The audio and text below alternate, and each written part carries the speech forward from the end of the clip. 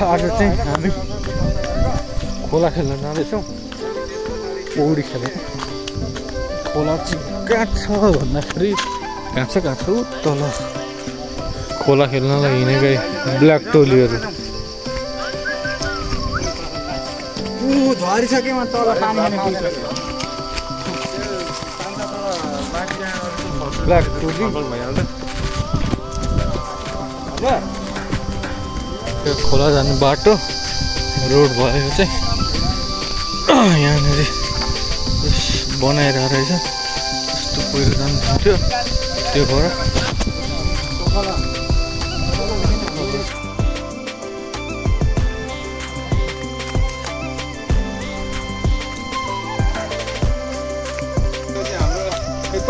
यो चाहिँ हामी के अरे पानी खाने ठाउँ।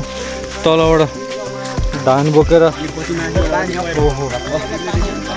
तलबाट टोखोलाबाट धान बोकेर आउँदाखेरि टक्क पानी खाने ठाउँ बनिन्छ यस्तो। यता चाहिँ भिड रहेछ।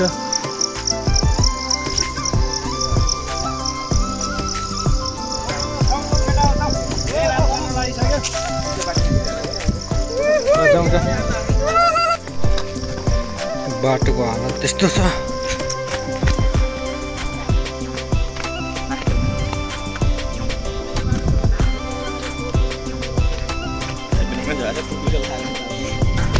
बाटो चाहिँ यस्तो डेन्जर छ।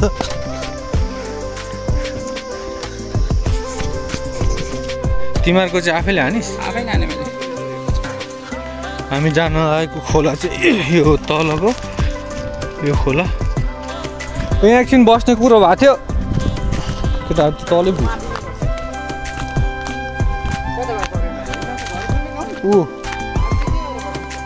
जाउँ अब केटाहरू जा सर घर पुगिसक्यो। अब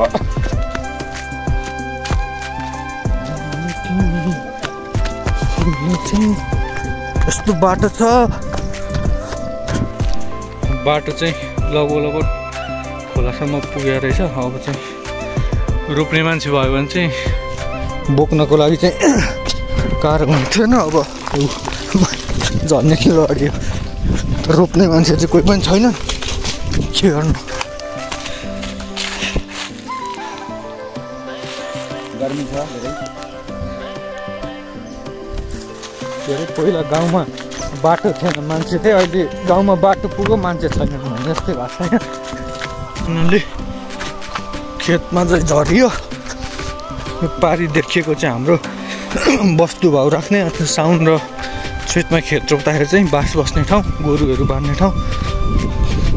यो चाहिँ मूल गोठै हो। हाम्रो आफ्नो चाहिँ यहाँ तल देखिएको यो गोठ हो। सर र खेत गोड्ने बेला भएको छ।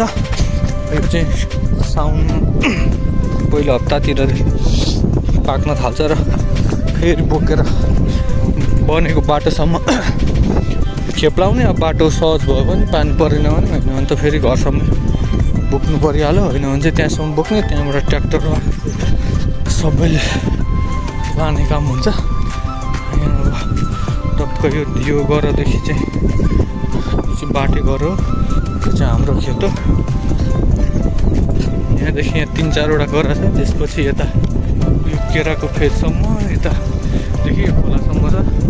नहरू चाहिँ तल छ।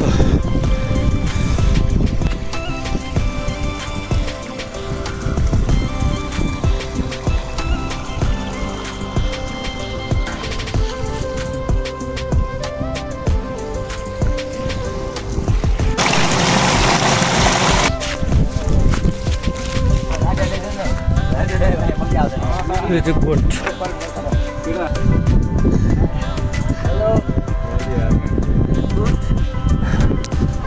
पुल पनि रहेछ है। बोकेर होइन मैले चाहिँ एक किकको चाहिँ त्यो के अरे लट्ठा कति 6 मिटर होइन। यहाँनिर एउटा झोलुङ्गे पुल रहेछ होइन। झोलुङ्गे पुल बनाएको खाजा खाने माथि तिमीहरूको होइन 50 मा थिए अनि त्यतिखेर चाहिँ होइन लगभग 40 जना जतिले चाहिँ एउटा पैसा दिन्छ थाहा पार पैसा बनाएर डबल लट्ठालाई चाहिँ डबल बनाएर 2 दिनसम्म टिप लिएको हामीले खाजा नास्ता सहित 500 रुपियाँ दिएको थिएँ त्यतिखेरको जमानामा 2500 मा बुद्ध चित्र किनेको पैसा सक्यो घाटे हाम्रो मिलाउनेले चाहिँ केही गरिनस् त्यो पुल बनाउनु के गरिस् हाम्रो घरका ब्रोइलर कुखुरा सबै सक्यो भने गर्दै थियो है हो त नि हाम्रैमा पकायो लट्ठा बोक्ने बेलामा 50 रुपैयाँ दिएर लट्ठा बोकेर आएको यस्तै घाम सानै थियो हावा गफ नगर्नु फेरि ए अनि अहिले त हुर्लुक्कै बढेर यो बामै सर्दै रहेछ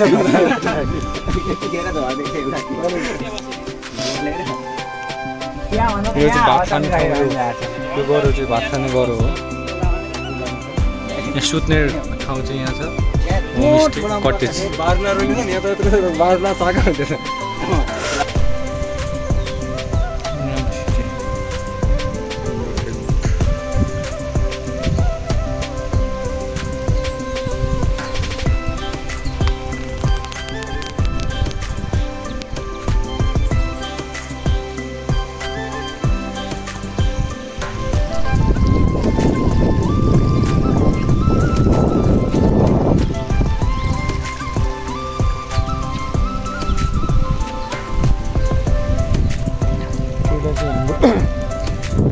यहाँ पल्लो यतापट्टि धान कुट्ने ठाउँ हो यहाँनिर चाहिँ धान कुट्ने ठाउँ झ्याम झ्याम होइन पराल काट्ने ठाउँ थियो यहाँनिर खानेपानी ठाउँ रहेछ